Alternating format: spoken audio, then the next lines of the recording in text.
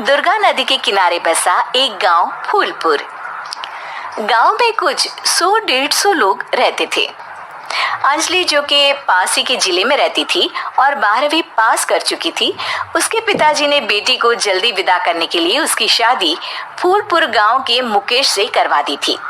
मुकेश कभी स्कूल नहीं गया था और इस कारण वो पढ़ा लिखा नहीं था और बाकी गांव वालों की हालत भी मुकेश जैसी ही थी। मुकेश के घर में उसके माता पिता भी रहते थे। सासू माँ, मैं बाहर मंदिर तक जा रही हूँ, आधे घंटे में आ जाऊंगी। अरे अभी कहीं जाने की जरूरत नहीं है, चुपचाप जाके रसोई में रात के खाने की तैयारी करो। और ये घूंघट क्यों हटा लिया है तुमने? क्या पता नहीं कि इस गांव में औरतें बिना घूंघट के नहीं रहती?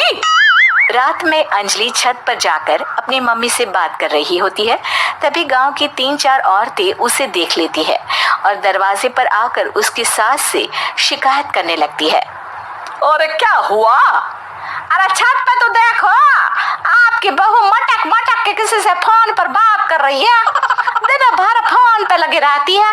अरे कल तो मंदिर के पास वो क्या कहते हैं, सेल्फी ले रही थी। शहर की बहू रखना अच्छा शान की बात है, पर देखना इसके लक्षण से ये तो तुम्हारे परिवार को बदनाम ना कर दे। ये पहली बार नहीं था जब सास से गांव के लोगों ने अंजलि की बुराई या शिकायत नहीं की हो। अब तो ये रोज की बात थी। अंजलि ये सब सुन लेती है। जब वो नीचे जाती है तो मुकेश भी वहां आ जाता है। सास कहती है, बेटा, लोग घर आकर शिकायत करने लगे हैं बहू के कामों की। देख लो, पति हो, संयम से रखो इसे। माँ जी, मैं तो अपनी माँ से बात कर रही थी, क्योंकि यहाँ कोई बात करने लायक ही नहीं है और अब मैं माँ के पास ही रहूंगी। वहाँ क्या रहना, वहाँ बाहर के लोग तो ठीक है, पर घर के लोग भी इज्जत ना दे सके। अरे नहीं नहीं अंजलि, ऐसा नहीं है, धीरे धीरे सब ठीक हो जाएगा, तुम फिक्र ना करो। अरे बस कुछ बोलना ही नहीं है, सर पे चढ़ा रखा है बहू को। सास मुकेश की नरम बात सुन के वहां से मुंह चढ़ाकर चली जाती है। मैं तो कहती हूँ हम दोनों शहर चले जाते हैं। मैं पढ़ी लिखी हूँ, मुझे वहाँ नौकरी भी मिल जाएगी और थोड़े दिनों में आप भी वहाँ कुछ काम ढूंढ लेना। अरे नहीं नहीं अंजलि, हम यहाँ ना गांव का खेत, माँ पिताजी को छोड़कर शहर नहीं जा सकते। माँ पिताजी को कैसा लगेगा और गांव वाले क्या सोचेंगे? ये कहकर मुकेश सोने चला जाता है और अंजलि की गांव वालों द्वारा बुराई का सिलसिला बहुत दिनों तक चलता ही रहता है। लेकिन अंजलि गुस्सा ना दिखाते हुए समझदारी से काम लेती है। बारिश का मौसम चालू हो जाता है। जोरदार बारिश से पूरे गांव में हाहाकार मच जाता है। दुर्गा नदी में बाढ़ आ जाती है और बाढ़ का पानी पूरे गांव की फसल तबाह कर देता है। फसल की ये हालत देखकर गांव वाले निराश हो जाते हैं और बात तो यहाँ तक पहुँच जाती है कि कुछ लोग तो अंजलि को इस सब का दोषी ठहरा देते हैं। अरे पूरी फसल तबाह हो गई, पता नहीं किसकी नजर लग गई है। अरे जब से चौधरी परिवार में ये शहर की बहू आई है ना, तब से ही गांव की शांति चली गई है। इसके कर्म कांड से माँ दुर्गा नदी भी खुश नहीं है। ये सब सुनकर बेचारी अंजलि रोते हुए अपने घर चली जाती है। कुछ दिन बाद सभी गांव वाले अपनी फसल का मुआवजा लेकर अपने अपने घर आते हैं। मुकेश भी 1500 लेकर आता है। अंजलि को जब पासबुक दिखाता है तो अंजलि हैरान हो जाती है। अरे, ये पासबुक में तो उन्होंने 4000 की एंट्री करी है और आपको सिर्फ 1500 दिए। सच में?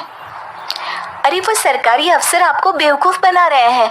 सरकार की तरफ से हमें 4000 मिले हैं, लेकिन बाकी का सारा पैसा खुद ही खा रहे हैं। आप लोग के अनपढ़ होने का फायदा उठा रहे हैं। ये सब सुनकर मुकेश परेशान हो जाता है, लेकिन अंजलि उसे हिम्मत से काम लेने को कहती है और सुबह होते ही मुकेश को पंचायत कार्यालय ले जाती है और साथ में गांव के और लोगों को भी। आप सरकारी बाबू क्या गांव के लोगों को बेवकूफ समझते हैं? आपको क्या लगता है ये पढ़े लिखे नहीं है तो आप कुछ भी मनमानी करेंगे?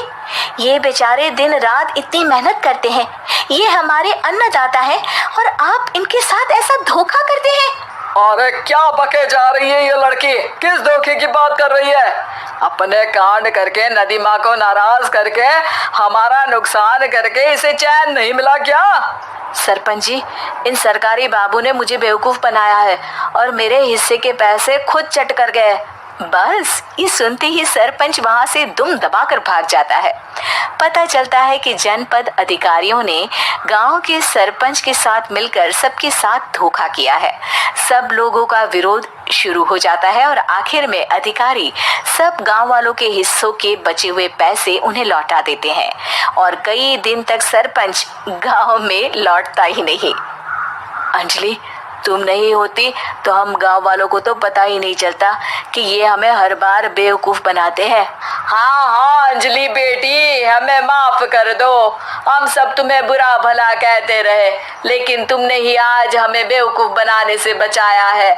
हमें तुम पर गर्व है बेटी। अब समझ आया कि सरपंच तुमसे नहीं, तुम्हारे पढ़े लिखे होने से नफरत करता था। क्यों ना इस बार हम अंजलि को ही सरपंच पद के लिए चुन ले? क्या कहते हो गांव वालों? पढ़ी लिखी सरपंच। बस पूरा गांव अंजलि के लिए ताली बजाता है और अंजलि की सास उसे खुशी से गले लगा लेती है।